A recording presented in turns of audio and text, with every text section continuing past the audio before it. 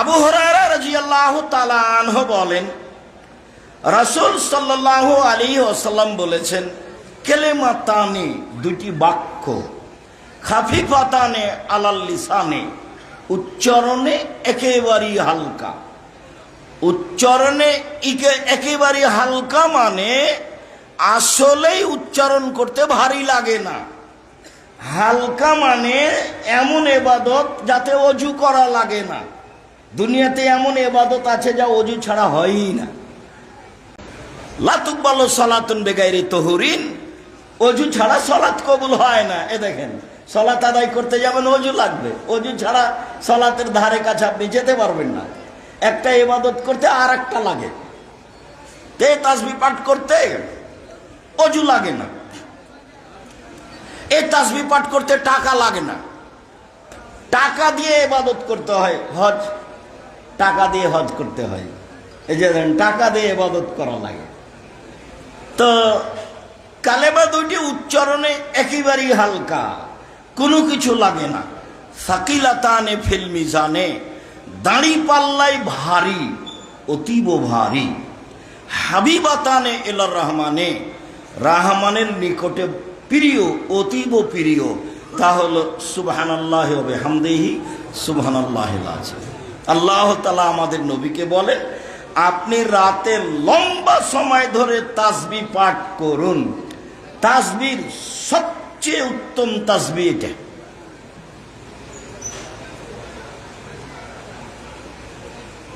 আবু হুরায়রা রাদিয়াল্লাহু তাআলা আনহু বলেন, রাসূল সাল্লাল্লাহু আলাইহি ওয়াসাল্লাম একদা বললেন যে, ইত্তাকু, তোমরা বাঁচো, বাঁচো, নিজেকে বাঁচাও। তখন সাহাবীগণ বলছেন, কাদ হাজার আলা দুব্ব, শত্রু কি চলে এসেছে? বাঁচাবো বলে নিজেকে? ঘটনা কি? কিসে থেকে বাঁচাবো নিজেকে? ইত্তাকু মিনান নার, তোমরা জাহান্নাম থেকে বাঁচো। সবচেয়ে উত্তম কালেমা বলো মুজান্নে ভাতুন, মক্কে ভাতুন। তাহলে ও তোমাদেরকে সামনে থেকে বাঁচাবে, পিছন থেকে বাঁচাবে। ও তোমাদের সামনে থেকে বাঁচাবে, পিছন থেকে বাঁচাবে। পাহুন না, আর সেটা হবে স্থায়ী শতামল। সুবহানাল্লাহি আলহামদুলিল্লাহি ওয়া লা ইলাহা ইল্লাল্লাহু আল্লাহু আকবার। এই তাসবিহ সামনে থেকে বাঁচাবে, পিছন থেকে বাঁচাবে, জাহান্নাম থেকে। এবং ইবাদত হিসাবে হবে এটা স্থায়ী শতামল তাসবিহ। আল্লাহ তাআলা আমাদের নবীকে আদেশ করেন, আপনি রাতে লম্বা সময় ধরে তাসবিহ পাঠ করুন। আপনি আপনার মতো করুন। আজকের বৈঠকে আমি সবচেয়ে উত্তম তাসবিহ বললাম সুবহানাল্লাহি ওয়া বিহামদিহি সুবহানাল্লাহিল আযীম, আর বললাম সুবহানাল্লাহি ওয়া আলহামদুলিল্লাহি ওয়া লা ইলাহা ইল্লাল্লাহু আল্লাহু আকবার। এইগুলির কোনো বার নাই, এগুলো তাসবিহর কোনো বার নেই। দোয়া ইউনুস নয় যে ১৬ লক্ষ বার পড়বেন। বলছে যে আমাদের পীর বলেছেন ১৬ লক্ষ বার দোয়া ইউনুস পড়ো। আচ্ছা, মানুষ কি ১৬ লক্ষ বার পারবে নিখুঁত ভাবে? পীরেরও জীবনে হয়নি, কোনো দিন হবে না। ১৬ লক্ষ বার কি আর এখানে আছে? এ কি ঢং? এর নাম ধর্ম? বলে দোয়া ইউনুস পড়ো, বিপদে আপদে পড়ো। আল্লাহ তাআলা বলেন, ইউনুস দোয়া ইউনুস পড়েছে, আমি তাকে বিপদ থেকে উদ্ধার করেছি। পৃথিবীর যে কোনো মানুষ যে কোনো বিপদে দোয়া ইউনুস পড়বে, আমি তাকে রক্ষা করব। মুহাম্মদ সাল্লাল্লাহু আলাইহি ওয়াসাল্লাম বলেছেন, যে কোনো পুরুষ নারী, ছোট থেকে ছোট, ফিসাইন, ছোট থেকে ছোট, বড় থেকে বড়, যে কোনো বিপদের মুখামুখি হয়ে দোয়া ইউনুস পড়লে আল্লাহ তার কথা গ্রহণ করবেন। এই কথা মুহাম্মদ সাল্লাল্লাহু আলাইহি ওয়াসাল্লাম বলেন। বারের তাসবিহ হলো সুবহানাল্লাহি ওয়া বিহামদিহি ১০০ বার। বারের তাসবিহ হলো সুবহানাল্লাহ আলহামদুলিল্লাহ আল্লাহু আকবার। আর বারের জিকির হলো লা ইলাহা ইল্লাল্লাহু ওয়াহদাহু লা শারীকা লাহু লাহুল মুলকু ওয়া লাহুল হামদু ওয়া হুয়া আলা কুল্লি শাইইন কাদির। দিনে ১০০ বার, ২৪ ঘন্টায় অন্তত ১০০ বার। আর আগে যেগুলো বললাম সেগুলোর বার নাই, দোয়া ইউনুসের বার নাই, যে যা পারে। আল্লাহ তাআলা আমাদের নবীকে এভাবে বলেন। আবু হুরায়রা রাদিয়াল্লাহু তাআলা আনহু বলেন, রাসূল সাল্লাল্লাহু আলাইহি ওয়াসাল্লাম বলেছেন, লাইশাদ্দাদ-দীনু আহাদুন লাইশাদ্দাদ-দীনা আহাদুন ইল্লা গালাবাহু। কেউ যেন দিনকে নিজের উপরে জোর করে চাপিয়ে না নেয়, নইলে সে পরাজয় হবে, দিন তার উপরে জয়ী হয়ে যাবে। কথাটা একটু বুঝিয়ে বলেন তো আব্দুর রাজ্জাক সাহেব। হ্যাঁ বলি, কথার কথা। আমরা শুনলাম যে সূরা ইখলাস 3 বার পড়লে একবার কোরআন মাজিদ পড়ার সমান নেকি হয়। ভালো কথা, আমি প্রতিদিন 50 বার করে 60 বার করে পড়ব। তাহলে আমার কয়বার কোরআন মাজিদ পড়া হলো? 20 বার। এখন 2 দিন পড়ার পরে আর নেই। তাহলে ও দিনকে নিজের উপরে কি করে নিয়েছে? ভারী করে নিয়েছে। আয়েশা রাদিয়াল্লাহু তাআলা আনহা বলেন, রাসূল সাল্লাল্লাহু আলাইহি ওয়াসাল্লাম বলেছেন, আহাবুল আমাল ইলাল্লাহি আদওয়ামা ওয়াইন কাল্লা। সবচেয়ে পছন্দনীয় আমল আল্লাহর কাছে কম হলেও যেটা চলমান থাকে, হোক কম, কিন্তু আল্লাহর কাছে সবচেয়ে প্রিয় আমল কোনটা? যেটা চলমান আছে।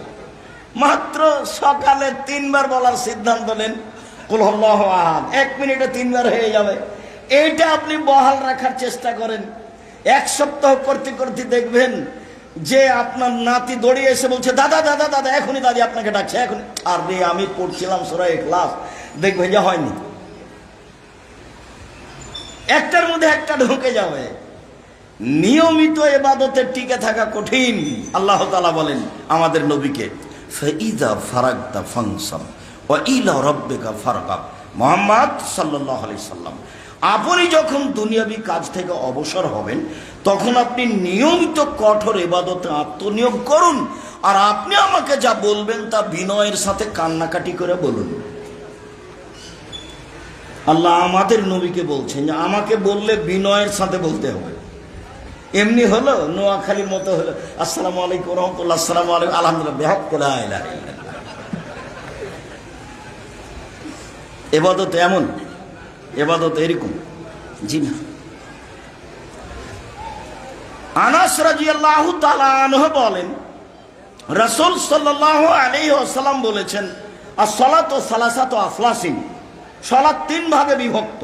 আর তহুরও 16, ওযু হলো 3 ভাগের 1 ভাগ, আর রুকুও 16, রুকু হলো 3 ভাগের 1 ভাগ, আর সুজুদও 16, সিজদা হলো 3 ভাগের 1 ভাগ। ফামানা তাহাবে হাক্কিহা, যে সালাতকে ঠিক ঠিক সুন্দর করে রুকু সিজদা ওযু ঠিক মতো আদায় করলো, কবুলাত সালাতুহু, তার সালাত কবুল করা হবে।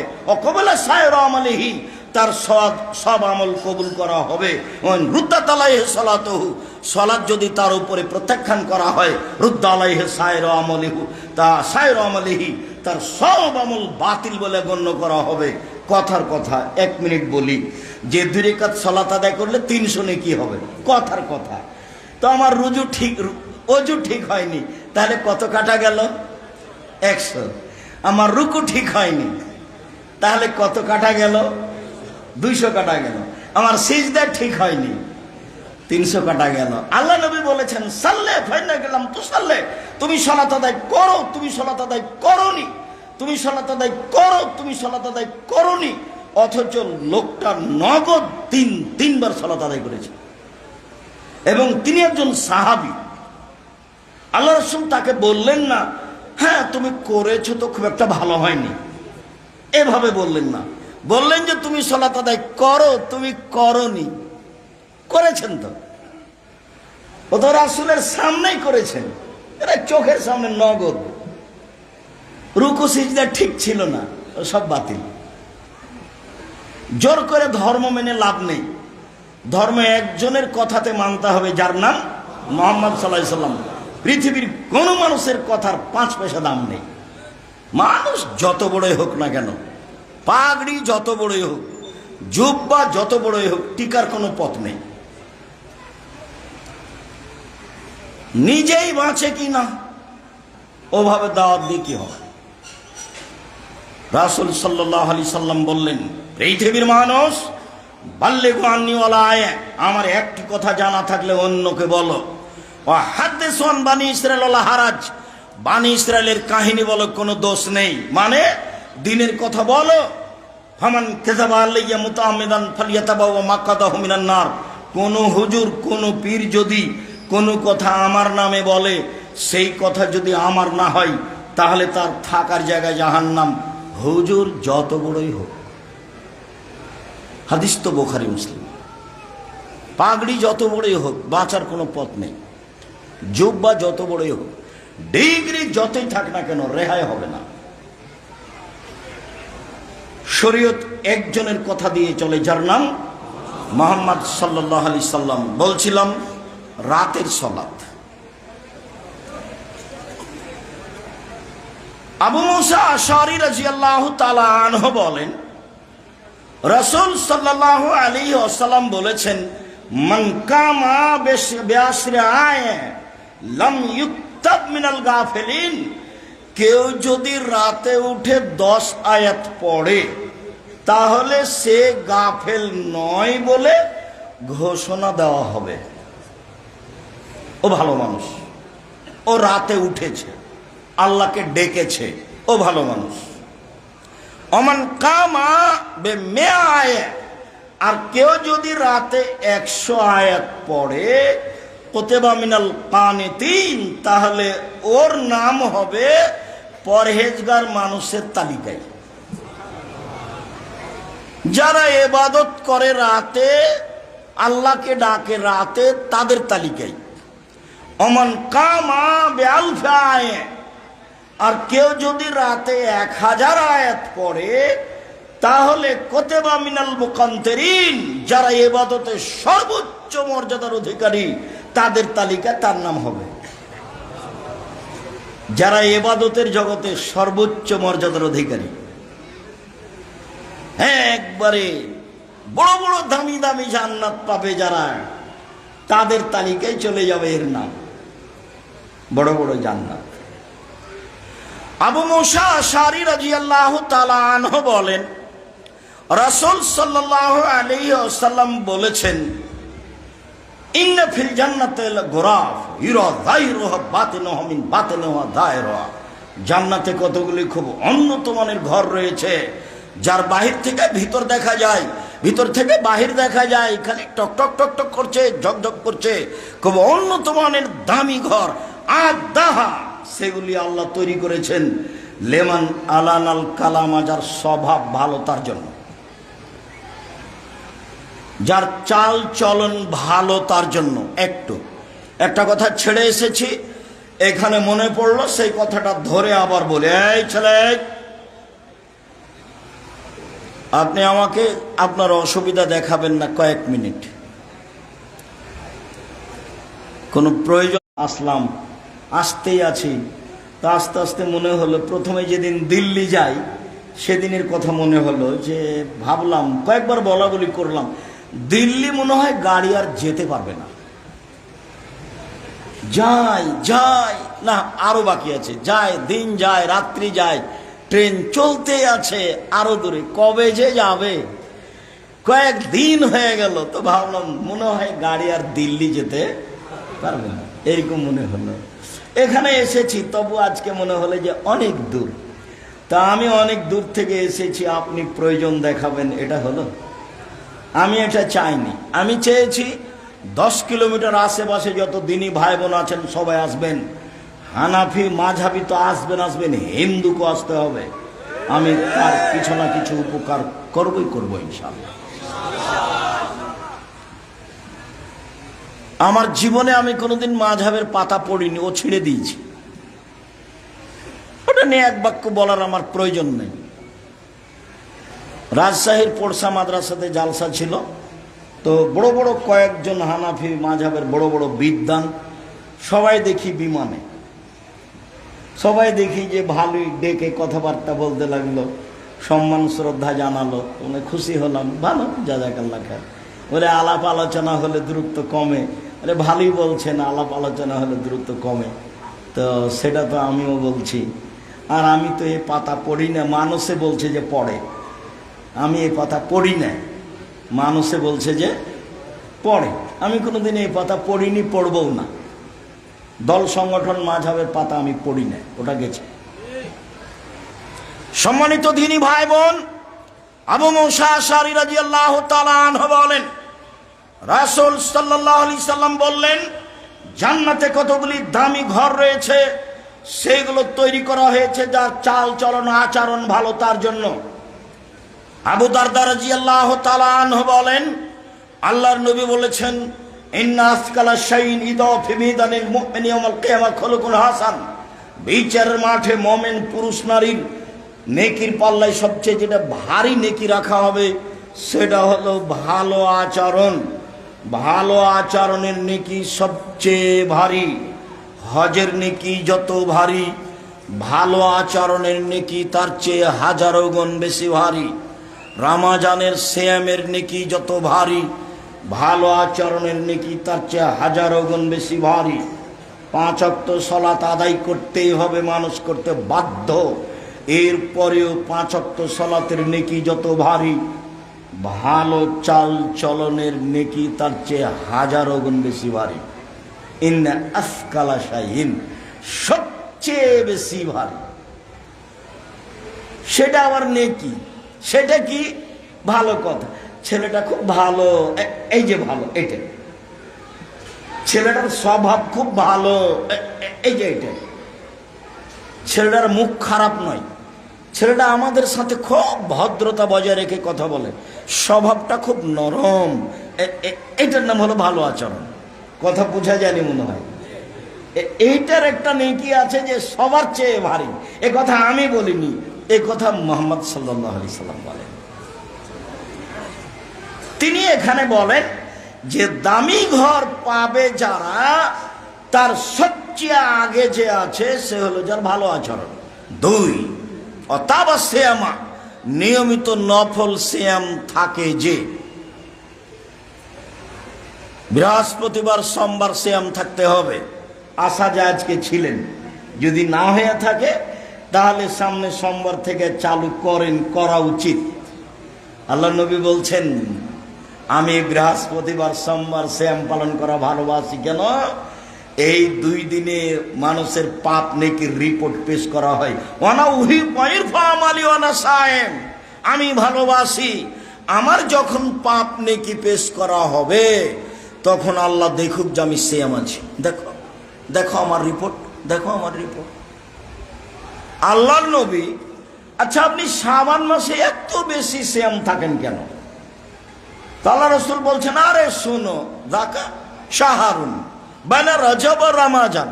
শাবান হলো এমন একটা মাস যেটা রজব ও রমজানের মাঝে। শাবান এমন একটা মাস যেটা রজব ও রমজানের মাঝে। শাবান এমন একটা মাস যেটা রজব ও রমজানের মাঝে। এই মাসে বাৎসরিক রিপোর্ট পেশ করা হয়।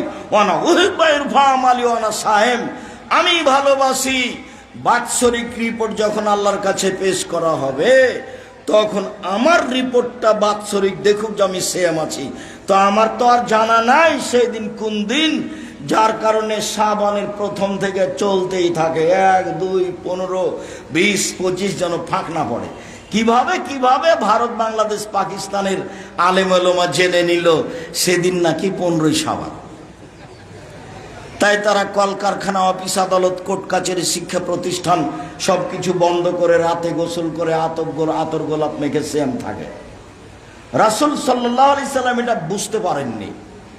তো রিপোর্টটা ধরার জন্য জীবন বাজি রেখে শাবান মাসে বেশি বেশি সিয়াম পালন করতেন। সাপ্তাহিক রিপোর্ট কোন কোন দিন? বৃহস্পতিবার সোমবার। বাৎসরিক রিপোর্ট কোন মাস? শাবান মাস। রিপোর্ট সিয়াম অবস্থায় দেখানোর জন্য যিনি জীবন বাজি রেখে চেষ্টা করতেন তিনি কে? মুহাম্মদ সাল্লাল্লাহু আলাইহি সাল্লাম। আল্লাহর নবী বললেন, নফল সিয়াম পালন করে যে তার জন্য এই দামি জান্নাত। ফাতামাত্তামা, দোস্ত গরিব ফকির মিসকিনকে খেতে দেয় যে তার জন্য এই দামি জান্নাত। হিন্দুও যদি অসহায় অবস্থায় টাকা চাই দিবেন, নিজে যখন দাওয়াত দিয়ে খাওয়াবেন তখন পরহেজগার মানুষকে খাওয়াতে হবে। এই জন্য আলেম ওলামাদের দাওয়াত দেওয়া হয়, এটা ঠিকই আছে। এখন আলেম ওলামা ভটকে গেছে তো কি করা যাবে? হিফজখানা এদেরকে আরো বোকা বানিয়েছে। ও কোরআন মুখস্থ করতে করতে 12, 14, 16 বছর বয়স হয়ে গেছে, তো যুবক হয়ে গেছে, তো আর তো পড়তে ভালো লাগে না। তখনও সুন্দর একটা টুপি দিয়েছে মাথায়, আবার উঁচু, তার উপরে রুমাল দিয়েছে লাল, দিয়ে মানুষের বাড়ি দাওয়াত খেয়ে বেড়াচ্ছে। আর মানুষও বলছে যে হাফেজ সাহেব, আর বাপেও বলছে যে আমার ছেলেকে হাফেজ করাবো। লোকটাও বলছে আমার আব্বা পাইলট ছিল, তো তাই আমার আব্বার টাকা পয়সা দিয়ে একটা হিফজখানা খুলেছি। কেউ জানে না হিফজখানা কি। আন্ধা কো আন্ধা পড়াতা হ্যায়, না হাফেজ জানে কিছু, না হুজুর জানে কিছু। দোনোকে দোনো সমান সমান হয়, বরাবর হ্যায়, সবাই সমান। আপনি যখন সালাত আদায় করেন তখন ইখলাস আর ফালাক পড়েন, আর যখন হাফেজ সাহেব সালাত আদায় করায় তখন সূরা বাকারা আর আলে ইমরান পড়ায়। এইটুকু পার্থক্য। আপনি যেমন জানেন না, ওও তেমন জানে না, তবে আপনি তার চেয়ে বেশি জানেন। কেন? ধর্মকে আপনি ভালোবাসার সুবাদে আপনি পরিশ্রম করেন। ও তো দাওয়াত খাওয়ার তালে আছে, ও পরিশ্রমও করে না। কাজে ধর্ম ওখান থেকে গেছে। চাঁপাইনবাবগঞ্জের ভাষাতে ওর হাঁটুর মালাই ফাটিয়ে ওকে অকেজো করে দেওয়া হয়েছে। ও যেন আর চলতে না পারে, ও যেন আর চলতে না পারে। তো যারা শিক্ষিত জ্ঞানী গুণী মানুষ, টাকা পয়সা আছে, সে বলেছে আসো বাবা আমাদের বাড়িতে আমার আব্বার নামে পড়ে দাও একটু কোরআন। তো ছেলেরা 10-12টা এসেছে, ওর আব্বার নামে কোরআন মাজিদ পড়ছে, ঘণ্টাখানেক হয়েছে। তখন হাফিজ সাহেব বলছে যে স্যার পড়া হয়ে গেছে। ও তাড়াতাড়ি হয়ে গেল। আচ্ছা ঠিক আছে, তোমরা দুপুরে এসে খেয়ে যায়। খাওয়ার সময় কিছু টাকাও দিয়েছে, ভালো খাওয়ারও দিয়েছে, ওর আব্বা নামে কোরআন মাজিদ পড়ে দিয়েছে। এখন ওরা যাচ্ছে, বলছে তুই কয় পারা পড়েছিলি রে? বলে আমি 1 পারা। তুই কতটুকু? বলে আমি 1 পৃষ্ঠা। তুই? আমি পড়িনি, আমি এমনি ঝোঁকছিলাম। ধর্ম পাগল হয়নি, ধর্ম এমন নয়। কোরআন হাদিস শিখতে হবে একবারে জেহেন, মাথাকে, মস্তিষ্ককে খালি করে, কারো প্রতি ভালোবাসা বজায় রেখে নয়, শুধুমাত্র মুহাম্মদ সাল্লাল্লাহু আলাইহি সাল্লামের উপরে ভালোবাসা বজায় রেখে কোরআন হাদিস শিখতে হবে। তাহলেই সঠিক পথ পাওয়া যাবে। ভুল পথের অভাব নেই, অসংখ্য ভুল পথ।